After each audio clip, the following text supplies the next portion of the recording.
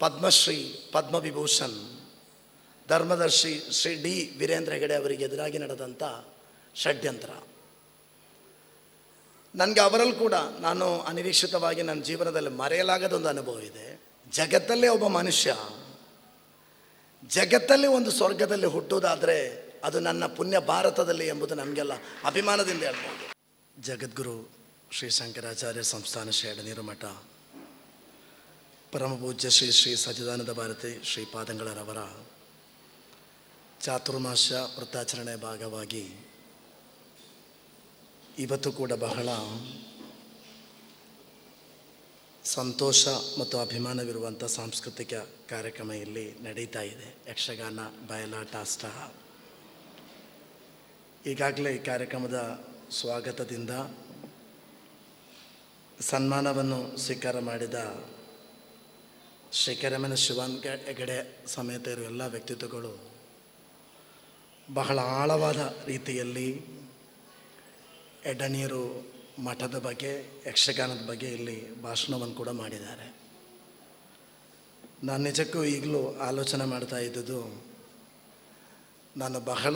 ನನಗೆ ಹೃದಯ ಸಂಬಂಧವಿರುವ ಸ್ವಾಮೀಜಿಗಳಾಗಿದ್ದಾರೆ ಎಡನೀರು ಸ್ವಾಮೀಜಿಗಳು.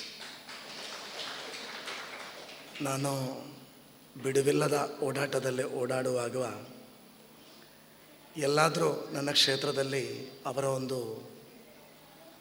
ವಾಹನ ದಾಟಿ ಹೋಗುವಾಗ ನಾನು ಅವರನ್ನು ಹಿಂಬಾಲಿಸಿ ಅವ್ರ ಪಕ್ಕಕ್ಕೆ ಹೋಗಿ ಅವರ ಆಶೀರ್ವಾದವನ್ನು ಪಡೀತಾ ಇದ್ದೆ.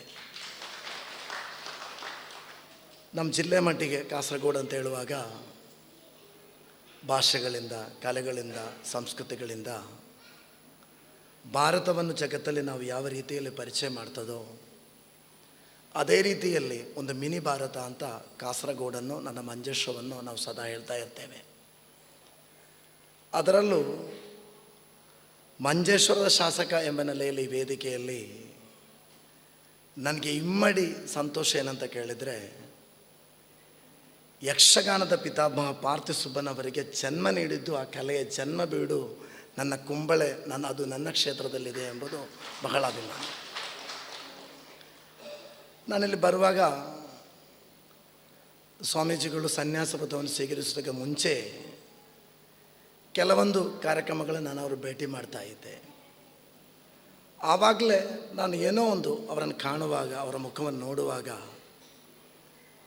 ಒಂದು ಮನಸ್ಸಿಗೆ ಮದ ನೀಡುವ ಒಂದು ಆತ್ಮೀಯತೆ ಭಾವ ಆವಾಗಲೇ ಕಾಣ್ತಾ ಇತ್ತು. ಇತ್ತೀಚೆಗೆ ಅವರು ಎಡನೀರು ಮಠ ಅಂತ ಹೇಳುವಾಗ ಮುಂಭಾಗದಲ್ಲಿ ಮನಾಫ್ ಎಡನೀರು ಕೂತ್ಕೊಂಡಿದ್ದಾನೆ. ಯಾವಾಗ ಎಡನೀರಿಗೆ ಬರುವಾಗಲೂ ಇಲ್ಲಿಯ ಕೆಲವೊಂದು ಅಬೂಬಕರ್ ಆದರೂ ಮನಾಫ್ ಆದರೂ ನಮ್ಮನ್ನು ಕರೀತಾರೆ. ಅವ್ರು ಕರೆಯುವಾಗ ಹೇಳೋದಿಷ್ಟೇ, ನಮ್ಮ ಎಡನೀರು ಸ್ವಾಮೀಜಿಗಳು ನಮ್ಮ ಎಡನೀರು ಮಠಕ್ಕೆ ಬರುವುದಿಲ್ಲ ಅಂತ ಈ ಸುತ್ತಮುತ್ತ ಇರೋ ಎಲ್ಲ ಮುಸಲ್ಮಾನ ಬಂಧುಗಳು ಈ ಮಠವನ್ನು ಕರೆಯೋದು ನಮ್ಮ ಮಠ, ನಮ್ಮ ಎಡನೀರು ಸ್ವಾಮೀಜಿ ಅಂತ ಸದಾ ಹೇಳ್ತಾ ಇರ್ತಾರೆ. ನಾನು ಅವರನ್ನು ಗಮನಿಸುವುದು ಏನಂತ ಹೇಳಿದರೆ, ಅವರು ಜನಪ್ರಿಯ ಸ್ವಾಮಿಗಳು. ಇತ್ತೀಚೆಗೆ ನಮಗೆಲ್ಲ ತಿಳಿದಿರ್ಬೋದು, ನಮ್ಮ ಮನಸ್ಸಿಗೆ ಬಹಳ ನೋವು ತಂದಂಥ ಒಂದು ಘಟನೆ, ಪದ್ಮಶ್ರೀ ಪದ್ಮವಿಭೂಷಣ್ ಧರ್ಮದರ್ಶಿ ಶ್ರೀ ಡಿ ವೀರೇಂದ್ರ ಹೆಗಡೆ ಅವರಿಗೆ ಎದುರಾಗಿ ನಡೆದಂಥ ಷಡ್ಯಂತ್ರ. ನನಗೆ ಅವರಲ್ಲಿ ಕೂಡ ನಾನು ಅನಿರೀಕ್ಷಿತವಾಗಿ ನನ್ನ ಜೀವನದಲ್ಲಿ ಮರೆಯಲಾಗದೊಂದು ಅನುಭವ ಇದೆ. ದೆಹಲಿಗೆ ಹೊರಟಾಗ ವಿಮಾನ ನಿಲ್ದಾಣಕ್ಕೆ 2 ವರ್ಷಗಳ ಹಿಂದೆ ನಮಗೆ ಅಲ್ಲಿ ವಿಮಾನ ನಿಲ್ದಾಣಕ್ಕೆ ಆಗಮಿಸಿದಾಗಲೇ MLAಗಳಿಗೂ MP ಗಳಿಗೂ VIP ಲಾಂಚ್ ಕೊಡ್ತಾರೆ. ಆಗ ನನ್ನ ಕರ್ಕೊಂಡು ಹೋಗುವ ಅಲ್ಲಿ ಒಬ್ಬರು ಹೇಳಿದರು, ಒಳಗಡೆ ಶ್ರೀ ಡಿ ವೀರೇಂದ್ರ ಹೆಗಡೆ ಅವರು ರಾಜ್ಯಸಭಾ ಸದಸ್ಯರಾಗಿದ್ದರು, ದೆಹಲಿಗೆ ಹೋಗಲಿಕ್ಕೆ ಇದೇ ವಿಮಾನದಲ್ಲಿ ಇದ್ದಾರೆ ಅಂತ ಹೇಳಿದರು. ನಾನು ಗೋವಿಂದ ಪೈ ಕಾಲೇಜಲ್ಲಿ ಡಿಗ್ರಿ ಕಲಿಯುವಾಗ 1-2 ಸಲ ಅವ್ರನ್ನ ಭೇಟಿ ಮಾಡಲಿಕ್ಕೆ ಹೋಗಿದ್ದೆ. ನನಗೆ ಸಿಕ್ಕ ಒಂದು ಚಾನ್ಸ್ ಎಂಬ ನೆಲೆಯಲ್ಲಿ ನಾನು ಪಕ್ಕದಲ್ಲಿ ನನ್ನ ಪರಿಚಯ ಮಾಡಿದೆ, ಕನ್ನಡದಲ್ಲಿ ಮಾತನಾಡಲಿಕ್ಕೆ ಶುರು ಮಾಡಿದೆ. ನನ್ನ ಜೀವನದಲ್ಲಿ ನನಗೆ ಕೆಲವೊಮ್ಮೆ ಈ ಲಕ್ ಎಂಬುದೊಂದು ಲಾಟ್ರಿ ಥರ ನನಗೆ ಹೊಡಿತಾ ಇರ್ತದೆ. ಆವಾಗಲೇ ಒಂದು ಕರೆ ಬಂತು, 1.5 ತಾಸು ವಿಮಾನ ಡಿಲೇ ಅಂತ ಬಂತು. ನಾನು ಮತ್ತು ಆ 1.5 ತಾಸು ಅವ್ರ ಜೊತೆಯಲ್ಲೇ ಕೂತೆ. ಇನ್ನೊಂದು ಭಾಗ್ಯ ಅಂತ ಹೇಳಿದರೆ, ಆ ಒಂದು ಪ್ರಯಾಣದಲ್ಲಿ ಅವ್ರ ಜೊತೆಯಲ್ಲಿ ಯಾರೂ ಇರಲಿಲ್ಲ. ಅವರ ಬ್ಯಾಗನ್ನು ವಿಮಾನ ನಿಲ್ದಾಣಕ್ಕೆ ಜೊತೆಯಲ್ಲಿ ತೆಗೆದುಕೊಂಡು ಹೋಗ್ಲಿಕ್ಕೂ ವಿಮಾನ ನಿಲ್ದಾಣದ ಅವರ ಕಾರ್ ಬಳಿಗೆ ಹೋಗ್ಲಿಕ್ಕೆ ಒಂದು ಭಾಗ್ಯ ನನಗೆ ಸಿಕ್ಕಿದೆ. ಕಾರನ್ನು ಹತ್ತುವಾಗ ಅವರು ಹೇಳಿದರು, ಅವರ MP ಕೊಠಡಿಗೆ ಬರಲಿಕ್ಕೆ ಹೇಳಿದರು. ಬಹಳ ಈಗಲೂ ಕೂಡ ಇತ್ತೀಚೆಗೆ ಕುಂಬಳೆಯಲ್ಲಿ ಬ್ರಹ್ಮಕಲಶ ನಡೆಯುವ ಸಂದರ್ಭದಲ್ಲಿ ಅವರು ಕರೀಲಿಕ್ಕೆ ಹೋದಾಗ ನನ್ನ ಹೆಸರು ಹೇಳಿ ಅವರು ನನ್ನ ಕ್ಷೇತ್ರ ಅಂತೇಳಿ ಈಗಲೂ ಯಾರಾದರೂ ಹೋದರೆ ನನ್ನ ಬಗ್ಗೆ ಅವರು ಮಾತಾಡ್ತಾ ಇರ್ತಾರೆ. ಬಹಳ ಅಭಿಮಾನ ಇದೆ. ಆ ಷಡ್ಯಂತ್ರ ನಡೆದಾಗ ಸ್ವಾಮೀಜಿಗಳು ಕ್ಷೇತ್ರ ರಕ್ಷಣಾ ಯಾತ್ರೆ, ಅದೊಂದು ಐತಿಹಾಸಿಕ ಯಾತ್ರೆಯಾಗಿತ್ತು. ಅವರಿಗೆ ಬೆಂಬಲ ಕೊಡಲಿಕ್ಕೆ, ಆ ದುಷ್ಟ ಶಕ್ತಿಗಳಿಗೆ ಎದುರಾಗಿ ಒಂದು ಸಂದೇಶವನ್ನು ನೀಡಲಿಕ್ಕೆ ಎಡನೀರು ಸ್ವಾಮೀಜಿಗಳ ನೇತೃತ್ವದಲ್ಲಿ ಹೋದಂಥ ಒಂದು ಪವಿತ್ರವಾದ ಐತಿಹಾಸಿಕವಾದ ಆ ಒಂದು ಕ್ಷೇತ್ರ ರಕ್ಷಣಾ ಯಾತ್ರೆ ಈಗಲೂ ಕೂಡ ನಮ್ಮ ಮನಸ್ಸಲ್ಲಿದೆ. ಆವಾಗಲೂ ಕೂಡ ಸಂಘಟಕ ಸಮಿತಿಯಲ್ಲೆಲ್ಲ ಕೊಂಡಿಯೂರು ಆಶ್ರಮದಲ್ಲಿ ನಾನು ಕೂಡ ಭಾಗಿಯಾಗಿದ್ದೆ. ಇವತ್ತು ಅವರ ಈ ಒಂದು ಮಠ ಅಂತ ಹೇಳುವಾಗ ನಮ್ಮ ದೇಶದಲ್ಲೇ ನಾನು ಸಾಧಾರಣವಾಗಿ ಎಲ್ಲಿ ಹೋದರೂ ನಾನು ಹೇಳೋದು ಮಾತಿದೆ, ಜಗತ್ತಲ್ಲಿ ಎಷ್ಟೋ ಶ್ರೀಮಂತ ರಾಷ್ಟ್ರಗಳಲ್ಲಿ ಯಾರೆಲ್ಲ ಹುಟ್ಟಬಹುದು. ನಾವೆಲ್ಲ ಪ್ರಾರ್ಥನೆ ಮಾಡುವಾಗ ಹೇಳ್ತೇವೆ ನಮ್ಗೆ ಇನ್ನೊಂದು ಲೋಕದಲ್ಲಿ ಸ್ವರ್ಗ ಸಿಗಬೇಕು ಅಂತ. ಜಗತ್ತಲ್ಲೇ ಒಬ್ಬ ಮನುಷ್ಯ ಜಗತ್ತಲ್ಲಿ ಒಂದು ಸ್ವರ್ಗದಲ್ಲಿ ಹುಟ್ಟುವುದಾದರೆ ಅದು ನನ್ನ ಪುಣ್ಯ ಭಾರತದಲ್ಲಿ ಎಂಬುದು ನಮಗೆಲ್ಲ ಅಭಿಮಾನದಿಂದ ಹೇಳ್ಬೋದು. ಅಮೇರಿಕ ಶ್ರೀಮಂತ ರಾಷ್ಟ್ರವಾಗಿರ್ಬೋದು, ಕೆಲವೊಂದು ಧಾರ್ಮಿಕ ರಾಷ್ಟ್ರಗಳಿರ್ಬೋದು, ಆದರೆ ಭಾರತದಷ್ಟು ಭಾಗ್ಯವಂತ, ಭಾರತದಲ್ಲಿ ಹುಟ್ಟಿದ ಭಾರತೀಯರಷ್ಟು ಭಾಗ್ಯವಂತರು ಜಗತ್ತಲ್ಲಿ ಎಲ್ಲೂ ಇರಲಿಕ್ಕಿಲ್ಲ. ಆ ಪವಿತ್ರವಾದ ಭಾರತದಲ್ಲಿ ನಮ್ಮ ಸಂಸ್ಕೃತಿ ಈಗಲೂ ನಾವು ಜಗತ್ತಿನ ನಾಯಕತ್ವಕ್ಕೋಸ್ಕರ ನಮ್ಮ ಪ್ರಯಾಣವನ್ನು ಮುಂದುವರಿಸ್ತಾ ಇದ್ದೇವೆ. ನಾನು ಸುದೀರ್ಘವಾದ ಭಾಷಣಕ್ಕೆ ಮುಂದುವರಿತಾ ಇಲ್ಲ, ನೀವೆಲ್ಲ ಯಕ್ಷಗಾನಕ್ಕೋಸ್ಕರ ಕಾಯ್ತಾ ಕೊಳ್ತಿದ್ದೀರಿ. ನಾನು ಕೂಡ ಕೇರಳದಲ್ಲಿ ವಿಧಾನಸಭೆಯಲ್ಲಿ ಒಬ್ಬ ಕನ್ನಡಿಗನಾಗಿ ವಿಧಾನಸಭೆಗೆ ಆಯ್ಕೆಯಾಗಿ 2 ಸಲ ಕನ್ನಡದಲ್ಲೇ ಪ್ರಮಾಣ ವಚನ ಮಾಡುವಂಥದ್ದು ಭಾಗ್ಯ ನನಗೆ ಸಿಕ್ಕಿದೆ. ಅದು ಮಾತ್ರ ಅಲ್ಲ, ಪ್ರತಿ ಭಾಷಣ ಮಾಡುವಾಗಲೂ ನಾನು ಯಾರಾದರೂ ಒಬ್ಬರು ಕನ್ನಡ ಕವಿಗಳ ಒಂದು ಕವನವನ್ನು ವಾಚನ ಮಾಡಲಿಕ್ಕೂ ಕೂಡ ಪ್ರಯತ್ನ ಪಡ್ತಾ ಇದ್ದೀನಿ.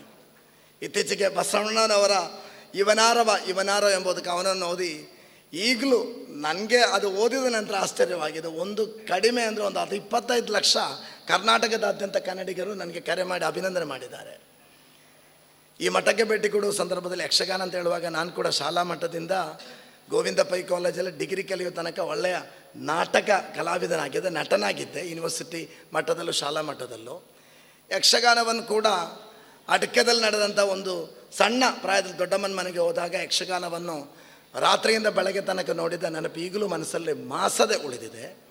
ಯಕ್ಷಗಾನ ಅಂತ ಹೇಳುವಾಗ ನಿಜಕ್ಕೂ ನಮ್ಮ ದೇಶದ ಎಲ್ಲ ಕಲೆಗಳು ಸಾಮರಸ್ಯದ ಸಂದೇಶವನ್ನು ನೀಡ್ತಾ ಇದೆ, ಸಾಂಸ್ಕೃತಿಕವಾದ ಜೊತೆಗೂಡುವಿಕೆಯನ್ನು ನೀಡ್ತಾ ಇದೆ.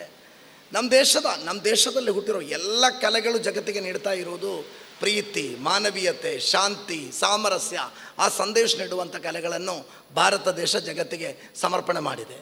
ಇಲ್ಲೂ ಕೂಡ ಬಹಳ ಒಂದು ಅದ್ಭುತವಾದ ಸನ್ಮಾನ ನಾಡಿದವರು ರಾಷ್ಟ್ರಪತಿಗಳ ಹಸ್ತಗಳಿಂದ ಸನ್ಮಾನವನ್ನು ಸ್ವೀಕಾರ ಮಾಡುವಂಥ ವ್ಯಕ್ತಿತ್ವ. ಈ ಒಂದು ಕಾರ್ಯಕ್ರಮದಲ್ಲಿ ನಾನು ಈಗಲೂ ಆಲೋಚನೆ ಮಾಡ್ತಾ ಇದ್ದುದು, ಸ್ವಾಮಿಗಳು ಸಾಧಾರಣವಾಗಿ ಯಾವುದೇ ಒಂದು ಕಾರ್ಯಕ್ರಮಕ್ಕೆ ಹೋಗುವಾಗ ಸ್ವಲ್ಪ ಆದರೂ ಒಂದು ಹೋಮ್ವರ್ಕ್ ಮಾಡಿ ನಾನು ಭಾಷಣಕ್ಕೆ ಹೋಗುವವ. ಇವತ್ತು ಬಿಡುವಿಲ್ಲದೆ ಒಂದು 20ರಷ್ಟು ಮದುವೆಗೆ ಹತ್ತಿ, ಇನ್ನೂ ಕೂಡ ಇಲ್ಲಿಂದ ಸ್ಟಾರ್ಟ್ ಮಾಡಿ ಇಂಡಿಯಾನ ಹಾಲ್ ತನಕ ಇನ್ನೂ ಕೂಡ ಒಂದು 10 ಗಂಟೆ ತನಕ ಮದುವೆ ಇದೆ. ಈಗ MLAಗಳಿಗೆ ಅತಿ ಹೆಚ್ಚು ಅಭಿವೃದ್ಧಿಗಳಿಗಿಂತ ಕೆಲಸ ಏನಂತ ಕೇಳಿದರೆ ಮದುವೆ, ಆ ಥರ ಇರುವ ಕಾರ್ಯಕ್ರಮಗಳಿಗೆ ಹೋಗೋದು. ನನಗೆ ಸ್ವಾಮೀಜಿಗಳು ಹೇಳ್ತಾ ಇದೆ, ಅದರಡೆಯಲ್ಲಿ ನನ್ನ ಜೀವನದುದ್ದಕ್ಕೆ ಎಷ್ಟೋ ಕಾರ್ಯಕ್ರಮಗಳಲ್ಲೂ ಪ್ರಶಸ್ತಿಗಳು ಸಿಕ್ಕಿವೆ, ಅಧ್ಯಕ್ಷತೆಯನ್ನು ವಹಿಸಿದ್ದೇನೆ, ಉದ್ಘಾಟನೆಯನ್ನು ಮಾಡಿದ್ದೇನೆ. ಆದರೆ ಯಾರಾದರೂ ಒಬ್ಬರು ಜೀವನದಲ್ಲಿ ಅತ್ಯುತ್ತಮವಾದ ಒಂದು ನಿಮಗೆ ಸಿಕ್ಕಿದ ಒಂದು ವೇದಿಕೆಯಲ್ಲಿ ಅಂಗೀಕಾರ ಯಾವುದಂತ ಕೇಳಿದರೆ ಅದು ಎಡನೀರು ಮಠದ ಸ್ವಾಮಿಗಳ ಈ ಒಂದು ಕಾರ್ಯಕ್ರಮದ ಈ ಅಧ್ಯಕ್ಷತೆ ಎಂಬುದನ್ನು ಬಹಳ ಹೆಮ್ಮೆಯಿಂದ, ಅಭಿಮಾನದಿಂದ ಸದಾ ಹೇಳ್ತೇನೆ. ಅವರ ಆಶೀರ್ವಾದ ಈ ಜಿಲ್ಲೆಗೆ ಅವರ ಆಶೀರ್ವಾದ ಇದೆ. ಮೊನ್ನೆ ಗೃಹ ಮಂತ್ರಿಗಳು ಭೇಟಿ ಕೊಟ್ಟಾಗ ಮೊದಲಿಗೆ ಯಾರೇ ಆಗಲಿ, ಅದು ಮುಖ್ಯಮಂತ್ರಿಗಳಾಗಲಿ, ದೈವವಿಶ್ವಾಸ ಇರುವವರು ಜಿಲ್ಲೆಗೆ ಭೇಟಿ ಕೊಟ್ಟರು ಅವರ ಪ್ರಥಮ ಭೇಟಿ ಅಂತ ಹೇಳಿದರೆ ಸ್ವಾಮೀಜಿಗಳ ಬಳಿಗೆ ಈ ಮಠಕ್ಕೆ ಭೇಟಿ ಕೊಡೋದು.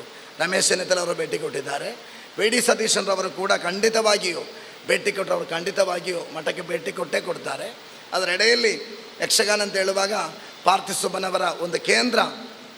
ನಾನೀಗ ನಮ್ಮ ಸರ್ಕಾರ ಬಂದದ್ದು, ಅದರ ಬಗ್ಗೆ ಮೊನ್ನೆ ಕೂಡ ನಾನು ಶ್ರೀ PC ವಿಶ್ವನಾಥ್ರವರು ನಮ್ಮ ಸಾಂಸ್ಕೃತಿಕ ಸಚಿವರು, ಅವರ ಹೆಂಡತಿ ಕನ್ನಡಿಗರು. ನನಗೆ ಅನಿಸ್ತಾ ಇದೆ ಇದೇ ಮಟ್ಟದಲ್ಲಿ ಸ್ವಾಮೀಜಿಗಳ ನೇತೃತ್ವದಲ್ಲಿ ಒಂದು ಕನ್ನಡ ಸಮಾವೇಶ ಕೂಡ ವಿಶ್ವನಾಥ್ರವರ ನೇತೃತ್ವದಲ್ಲಿ ನಡೆದಿದೆ.